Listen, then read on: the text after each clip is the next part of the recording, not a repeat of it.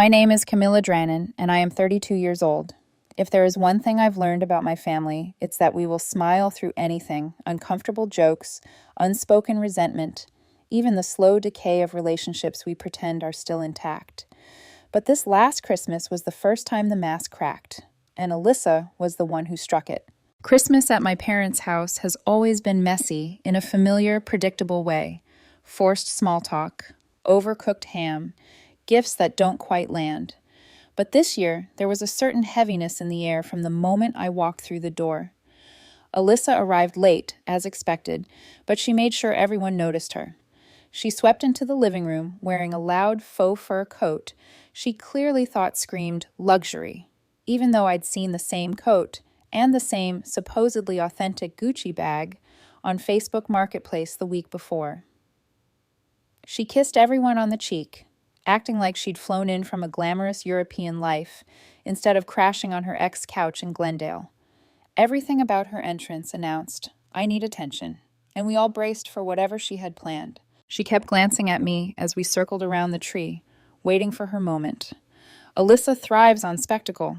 I've spent years playing the designated villain in her dramas because fighting back only made things worse.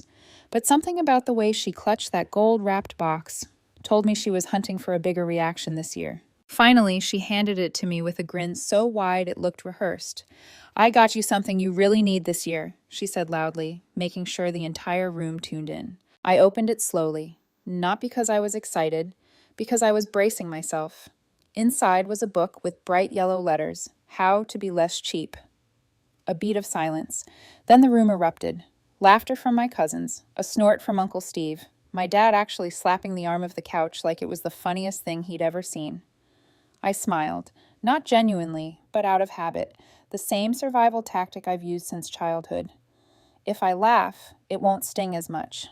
If I downplay it, maybe she won't escalate. But Alyssa wasn't done. She leaned forward, eyes shining. "Don't forget the envelope." I opened it. A tri-folded document slid out. At first glance, it looked like a check. Then I realized what it really was, a loan application. Her name already filled out, her information submitted, and a pink sticky note pointing to the line labeled "cosigner." She'd wrapped her financial mess and handed it to me like a Christmas gift. I looked at the paper, then at her. She smiled like this was a bonding moment. Without saying a word, I tore the application in half, slowly, cleanly, and let the pieces fall onto her lap like discarded wrapping paper. The room went silent. My mom froze mid-pour with the cider bottle. One cousin stopped chewing mid-bite. My dad stood up, staring at me like I'd ruined the holiday. "Jesus, Camilla," he muttered, as if I had crossed some sacred line instead of refusing financial fraud. Alyssa's face twisted, caught between fury and confusion, like she couldn't decide if she should play the victim or the aggressor. I walked into the kitchen, poured myself a glass of wine, and felt my hands steady in a way they hadn't in years. She followed me, her voice low and venomous. "You're being dramatic. Selfish. I needed that loan, and you know damn well I would have paid you back. You don't have kids. You don't have responsibilities. You could have actually been useful for once." Before I could respond, another voice cut through the tension. My mom stepped from behind the fridge door, her expression tight. "Camilla doesn't owe you a cent, and maybe next year you should focus on getting your life together instead of humiliating your sister." Alyssa blinked, stunned. For the first time in years, she didn't have a comeback ready. She left quietly, no dramatic exit, no slamming doors, just keys, coat, and silence. We all pretended the night wasn't ruined. We ate pie and opened gifts while the room felt thick with smoke from a fire no one wanted to acknowledge. My dad tried to explain it away. "She's emotional. She's under pressure. She didn't mean any of it." But I knew better. Alyssa had always pushed boundaries, assuming I'd bend like I always had. But this time, I didn't. And something in the air shifted because of it. 2 days after Christmas, a text from Dad popped up on my phone. "Alyssa says you humiliated her. Just apologize and make peace." Not a single "are you okay?" Not "what happened?" Just instructions to fix what Alyssa broke. I stared at the screen, then typed back. She gave me a loan application wrapped as a gift. No response. I thought that was the end of it. It wasn't. 4 days later, the calls started. Banks asking if I was aware I'd been listed as a reference on loan applications. One even asked for income verification. Alyssa had used my information without asking, without warning, without caring. She hadn't learned a lesson that night. She'd simply sharpened her knives. That's when the shift truly began. That's when I knew the story wasn't just a Christmas humiliation. It was the opening act of something much bigger. The first sign that Alyssa wasn't done came not from her, but from a number I didn't recognize. I answered, expecting a spam call, only to hear a clipped professional voice asking, "Is this Camila Drennan? We're calling to confirm you're aware you've been listed as a reference for a loan application." My stomach dropped. Not just because she'd used my name, but because she hadn't even bothered to hide it. 4 different banks called within the next few days. 4. Alyssa had scattered my information around like confetti, hoping one institution would approve her. That wasn't desperation. That was entitlement disguised as helplessness. I immediately filed a fraud alert and froze my credit. It took less than 10 minutes, but my hands shook the entire time, not from fear, anger, a thick, boiling anger I had spent most of my adult life swallowing down. I texted her once, only once, "Don't ever use my name again." She didn't reply. No apology, no denial, no panicked explanation. Instead, she went public. 3 days later, she posted a carefully cropped picture of herself and my dad on Instagram, making it look like they were enjoying some perfect post-holiday father-daughter moment. The caption read, "Some people forget the meaning of family. Glad I still have mine." The comments poured in exactly the way she wanted. "Stay strong. Haters going to hate. You're the resilient one." Old roommates, acquaintances I barely remembered, even distant relatives chimed in, validating her narrative without knowing a single truth. I didn't respond. I didn't take the bait. I didn't defend myself, not publicly anyway. I blocked her on everything: phone, social media, email, every portal she could use to twist my life into content. My mom called me within hours. "Blocking her will only make things worse," she whispered, like Alyssa was lurking in the vents. I took a deep breath. It's not my job to make things easier anymore. She didn't argue. She just sighed heavily, the sound of years of exhaustion. Meanwhile, Alyssa moved into my mom's house, just for a few days, so she could figure things out. I knew what that meant. I'd seen this movie before, and just like always, the few days stretched into unpacked trash bags in the guest room, skincare bottles spilling across the bathroom counter, and Starbucks cups breeding on the nightstand. She slept until noon, blared TikToks at full volume like she was the only person in the house, and called it creative energy. She told my mom she was in between opportunities and not built for mediocrity. When my mom asked what opportunity she was pursuing, Alyssa shrugged and walked away.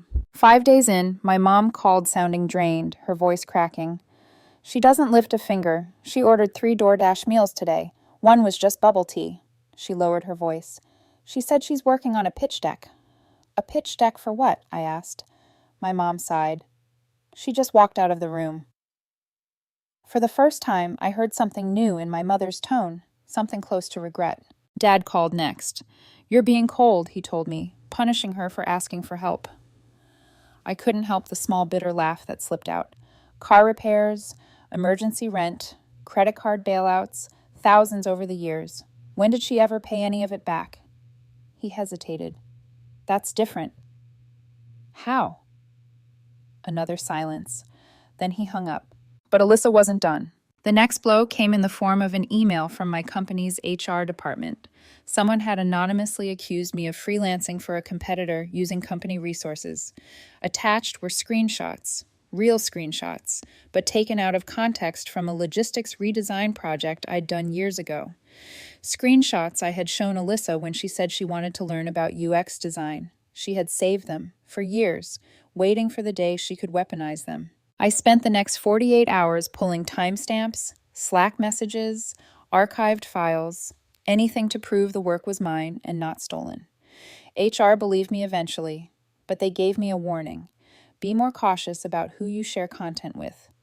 I stared at the email for a long time. Alyssa hadn't just invaded my finances or my peace. She'd crossed into my career. She was no longer spiraling. She was retaliating. She started reaching out to people in my life. Her next target was my ex, the one who cheated on me with her ex-roommate, the one I hadn't spoken to in over a year. She told him I wasn't doing well, that I was isolating myself, that maybe he should check in, just in case. He sent me screenshots. Alyssa wasn't subtle. She wanted him to worry. She wanted him to contact me. She wanted to destabilize me emotionally. It backfired. He blocked her. I blocked her again on every new burner account she tried. It didn't end there. 2 of my friends also reached out, both having received strange DMs. Alyssa told one that I'd become paranoid. She told the other that she was scared for my safety because I'd cut off everyone who cared. She was planting seeds through people who didn't even know each other, constructing a narrative where she was the concerned sister and I was the one losing my grip. That was the moment something in me snapped in a calm, quiet way. I locked everything: passwords, 2-factor authentication, old Google Drives, shared documents, anything she could manipulate. I deleted messages, removed past access, shut every door I had once carelessly left open. She used to be careless, now she was calculated. Meanwhile, my mom hit her limit. She gave Alyssa a quiet ultimatum: get a job or move out. For a moment, I almost believed this might be Alyssa's turning point, but she reacted exactly how Alyssa reacts to anything she can't control. She turned it into a performance. Mom's friend got her an interview at an accounting firm, a front desk assistant position, not glamorous, but stable. Alyssa pretended to work on a resume that looked thrown together in Canva. She dressed in heels and a blazer and left the house early, as if she were stepping into a new chapter.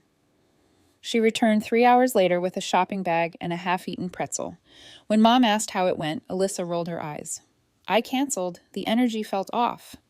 Then she locked herself in the guest room and posted a selfie with the caption, "Protect your peace, even if they call it laziness." That night, my mom locked her wine cabinet and hid her purse. I wasn't surprised. The next day, Dad called to inform me, not ask, not discuss, that he was giving Alyssa a little help and that I'd made my point. He hung up before I could respond. I didn't care about the money. I cared about the fact that everyone kept throwing lifelines to the person who kept lighting the boat on fire. I could feel the next collapse coming. I could feel the emotional ground shifting. And I knew it was only a matter of time before something snapped. It didn't take long for Alyssa to escalate from chaos to destruction. When she realized my mother's patience was thinning and mine was long gone, she pivoted to a new tactic: control the narrative.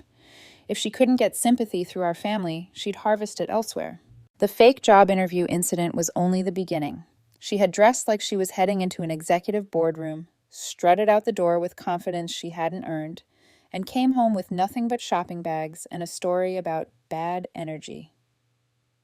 That same night, after locking herself in the guest room, she filmed a moody, soft-lit selfie with the caption, "Protect your peace, even when they weaponize your ambition." The comments cooed with support. You deserve better. Never settle. People hate what they can't be. She drank it in. Mom quietly tightened her boundaries, locked up her wine cabinet, hid her purse, moved her jewelry box into her room. She didn't say it out loud, but I could hear the shift in her voice whenever she spoke. Love wasn't disappearing. It was retreating into self-defense. But Dad doubled down. The more Alyssa unraveled, the harder he tried to rescue her. "I'm giving Alyssa a little help," he told me one afternoon, voice stern like he was delivering news of national importance. "You've made your point, but I won't watch her fall apart." I thought about the credit cards I had paid off for her, the rent I covered, the countless bailouts he never knew I provided because I didn't want to make waves. I thought about the way Alyssa used to brag to her friends that Camilla always folds eventually. I thought about everything she had burned through, my time, my money, my trust. I thought, how much more do you expect me to give? When he hung up on me mid-sentence, that told me everything. Then the next hit landed. An email from HR, subject line, urgent. The kind of email that makes your stomach twist even before you open it. Someone had anonymously reported that I was freelancing for a competitor and using company systems to do it. Attached were screenshots, actual files from a project I completed the year before. Screenshots I had shown Alyssa when she begged me to teach her UX basics. She'd claimed she wanted to pivot into tech, and like an idiot, I believed her. She saved everything I sent her, not to learn, to use later. For 2 days, I barely slept, combing through archived project folders, Slack messages, timestamps, and emails to prove every pixel was mine. HR believed me, eventually. But they sent a warning about sharing internal work outside the company. The humiliation of having to explain my sister's sabotage was a wound I didn't expect to bleed so much. After I forwarded the HR chain to my mom, silence hung on the line. Finally, she whispered, "She did that?" Not defensive, not dismissive, just tired. Tired enough that I felt a crack in something old and rigid between us. But Alyssa didn't stop at my job. She reached out to people in my life, people who weren't prepared for her manipulation. My ex, the one who cheated on me with her old roommate, sent me a chain of texts and screenshots. Alyssa told him I wasn't doing well, that I was isolating dangerously, that he should check in for safety. She framed it like concern, but she crafted every sentence to cause doubt. She wasn't subtle. She wanted him to panic. She wanted him to reach out. She wanted the chaos to circle back to me. He blocked her. Then my friends started receiving strange DMs. One said Alyssa asked if they'd noticed my paranoia. Another said Alyssa was worried about my mental state. Alyssa wasn't spiraling. She was building a foundation, constructing a new reality where she was the concerned sister and I was the unhinged recluse. That's when a cold clarity settled in. She wasn't trying to reconcile. She wasn't trying to get help. She was trying to shatter me from the outside in. I started shutting every door she could slip through. I changed passwords, enabled two-factor authentication, closed old Google Drives, removed shared access from ancient files, scrubbed every platform she could use to twist my life again. She wasn't careless anymore. She was calculated. And I realized something terrifying. Alyssa had always thought of me as the safe one, the responsible one, the stable one, the one she could push and pull and use without consequence. But now that safety was gone. I wasn't her anchor anymore. I was her threat, and that made her dangerous. Meanwhile, Mom was unraveling in her own quiet way. The nightly calls started sounding more like confessions. She ordered DoorDash 3 times today, she whispered once. One was just bubble tea. Another night, she said she's in a healing chapter and refuses to clean her dishes because it blocks her energy flow. I didn't know whether to laugh or cry. This wasn't eccentricity. This was chaos wrapped in spirituality and weaponized irresponsibility. Finally, Mom snapped. Not loudly, not dramatically, just decisively. She packed Alyssa's belongings, makeup bags, cluttered skincare bottles, clothes, 2 ring lights, a stack of barely cracked self-help books, into 3 contractor bags. She placed them in the garage and called Alyssa into the kitchen. Her voice was steady. "You need to leave." Alyssa reacted the only way she knows how. She staged a performance. She cried. She screamed. She accused Mom of being abusive. She filmed herself mid-breakdown, voice trembling, saying she was being discarded like trash by the woman who raised her. Then she called our dad, her eternal parachute. He came. He didn't look at my mom, didn't ask what happened, didn't ask how she was. He just helped Alyssa load the bags into his car while she sniffled theatrically behind him, and they drove away without a word. That night, Alyssa posted a story from the passenger seat of Dad's car. The lighting was dim, her face half-shadowed. The caption read, "Sometimes all you have is yourself, and sometimes that's still too much for them." Then, nothing. For a week. Then 2. No calls. No texts. No posts. Not even one of her cryptic quotes about cutting off toxic energy. The quiet felt unnatural, like a rope pulling tight but not snapping yet. I kept telling myself to enjoy the peace, but a part of me knew better. Alyssa never disappears unless she's out of options, or planning something bigger. Alyssa didn't reappear in the way normal people do. No call, no apology, no explanation. Instead, someone in a group chat forwarded me a link one morning with the message, "Is this about your sister?" The link opened to a GoFundMe page titled, "Starting Over After Family Abuse." And there she was, Alyssa, hair messy, eyes red, standing in what looked like a gas station bathroom, snapped from a low angle like she'd been crying right before hitting record. The description read like a dramatic screenplay about her journey, discarded by her mother, betrayed by her only sibling, gaslit for years, fighting bravely to rebuild after being kicked out with nothing. It was a masterclass in emotional manipulation, and halfway through the paragraph, buried between lines about surviving emotional trauma and relying on God's strength, she mentioned me by name. Camilla refused to help. She watched me drown and walked away. My phone buzzed nonstop as strangers donated. Comments poured in. "Stay strong, girl. Family can be so cruel. You deserve better." She replied to nearly everyone, thanking them for believing her, for supporting her, for seeing her truth. Not once did she mention the fraud alerts, the HR complaint, the secret DMs, the bank calls.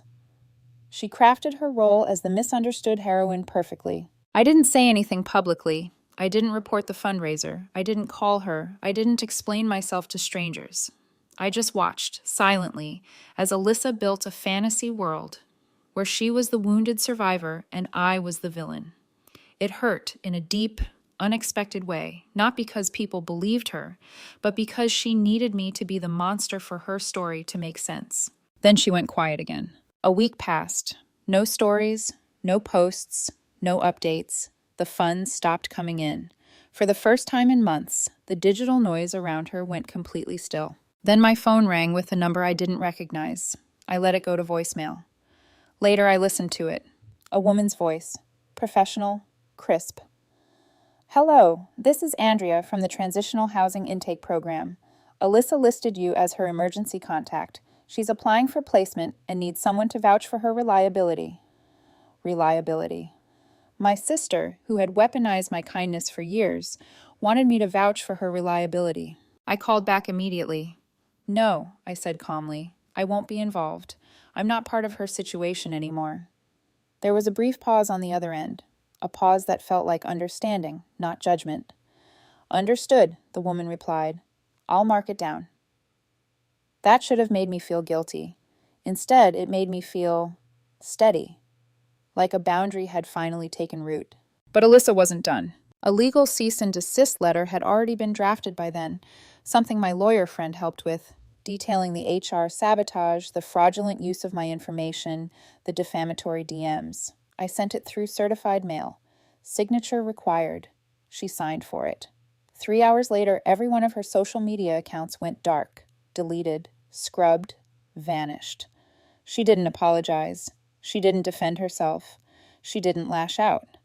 She simply disappeared in a way that felt deliberate, strategized, calculated. My dad called that evening. He didn't ask if I was okay. He didn't ask what she'd done. Instead, his voice was trembling with anger. "Did you actually send Alyssa legal threats over misunderstandings?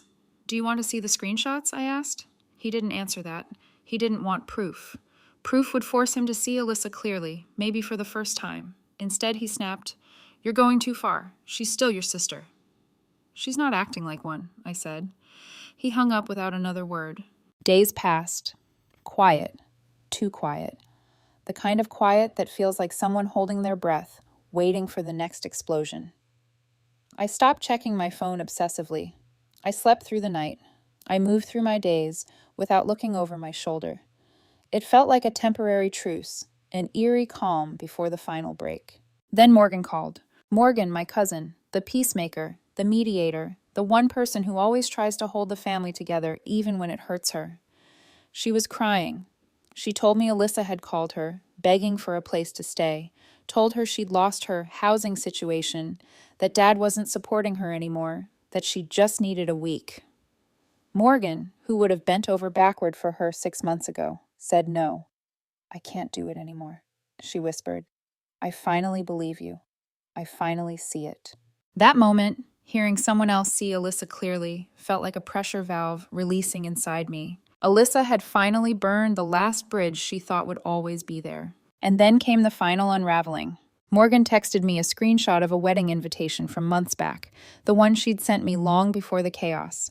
I'd never RSVP'd, not out of spite. I just didn't have the emotional capacity to sit in a room full of people pretending we were a normal family. But 3 days before the wedding, Morgan sent me another message. "Can't wait to see you this weekend. So glad you and Alyssa talked things out." Talked things out? I hadn't talked to Alyssa in nearly a month. At that exact moment, another text buzzed in. From Liv, our other cousin, a screen recording. Alyssa had posted a fake iMessage conversation, fabricated texts where I supposedly apologized, said I missed her, said I wanted to make peace at the wedding. She responded in the fake thread saying she forgave me. She even mimicked my texting style, my old contact name, my punctuation habits, the emojis I use. People believed it. Morgan believed it. Everyone believed it. That was her plan. Create a fictional reunion and hope I'd show up to keep the lie alive. I didn't. I called Morgan and explained everything. She sounded shaken, embarrassed. I don't get it, she whispered. Why would she do that? Because she needs to win, even if she has to fake the scoreboard. I told her I wouldn't be coming to the wedding. She understood, and Alyssa went anyway. Of course she did. She arrived late, wearing full-length white, rhinestone-studded, slit to the hip, like she wanted the bride's spotlight. She hugged people she hadn't spoken to in years, grabbed Morgan for a photo, and posted it with the caption, "When forgiveness leads, families heal. Proud to stand by you today." Morgan texted me after the ceremony. She told everyone you didn't want to ruin your progress. She was creating her own reality. And she was selling it like gospel. 2 days later, the messages started again. This time from someone I hadn't spoken to since my first job out of college. They forwarded an email from Alyssa. She claimed she was gathering testimonials for a legal matter involving Camilla and asked if they had any memories of me being emotionally unstable in the workplace. It wasn't a joke. It wasn't an exaggeration. It was an attempt to destroy my reputation on paper. That was when I contacted a lawyer and sent the cease and desist. After she received it, she vanished from the internet.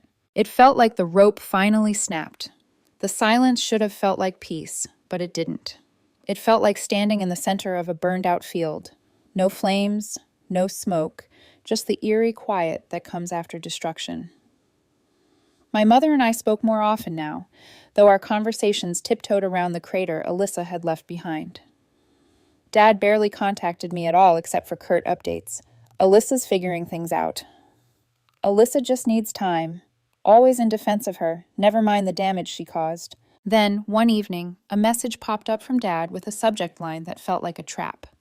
Family dinner. Let's talk.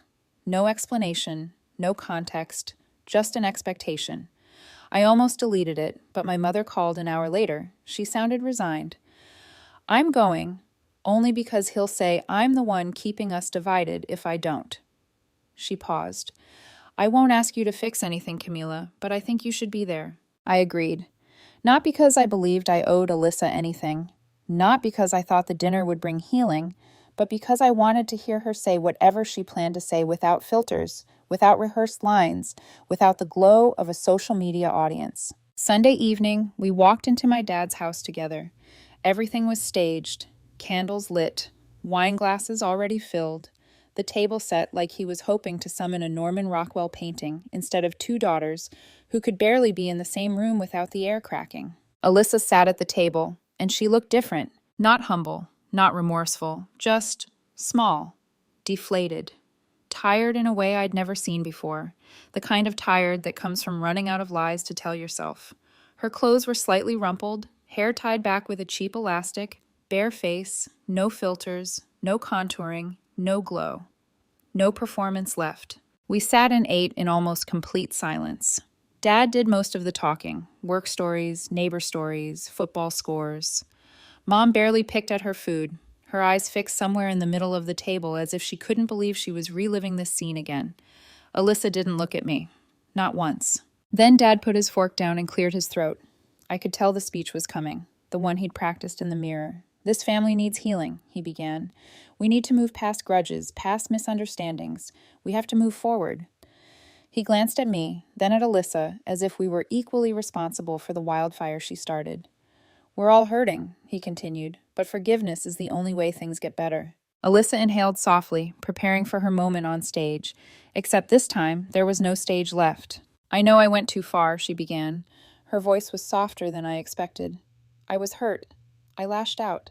I wasn't thinking clearly. I'm sorry. The words were right, but the tone was wrong. They didn't land. They didn't feel rooted in truth. They felt like lines she'd memorized. A rehearsed apology from someone who knew they had to say it but didn't understand what any of it meant. I've lost a lot, she continued, glancing briefly at Dad. I'm asking for compassion. Not from him. She nodded softly toward my mother. But from you. I looked at her for a long moment. Then I said calmly, you don't want compassion. You want access. The air in the room froze. My dad tried to jump in, but I raised a hand to silence him. Alyssa, I said evenly, I'm not going to support you anymore. No money, no housing, no job references, nothing. If you want to rebuild, you'll have to do it without dragging me down again. My mother let out a shaky breath, a sound halfway between relief and grief. Alyssa's face didn't crumble. She didn't cry. She didn't rage. She just nodded once, like she'd braced for this. We ended the night pretending the conversation had been productive. Dad hugged me with stiff arms. Mom lingered, squeezing my hand like she wanted to say something but couldn't find the words. Alyssa didn't speak when I left the house. I thought that would be the end. But endings in my family rarely stay that way. 4 months passed. 4 months of silence, which in Alyssa's world is never truly silence. It's incubation. Then a new email from Dad appeared in my inbox. Sunday dinner. Everyone's invited. No mention of Alyssa. No context. No warning. My mother texted separately. He says she's turning things around. Please just show up. You don't have to say anything. So I went. The house was quieter this time, heavy with anticipation. Alyssa was already seated at the table when I arrived. She looked ordinary. Not glamorous. Not tragic. Just there. Her hair was flat. Her nails unpainted. She wore a turtleneck inappropriate for the warm weather, as if trying to disappear behind fabric. She nodded at me, barely a greeting, barely a presence. Dinner began. Dad talked, again filling silence with meaningless updates. Mom said nothing. Alyssa stared at her plate. Then Dad finally steered the conversation toward the real reason we were there. She's trying, he said carefully. Part-time job. Staying clean. Looking into certification programs. It hasn't been easy. He glanced at me. You know that. I didn't respond. Then Alyssa spoke. I'm not asking for much, she said quietly. I just need a little help to stay on track.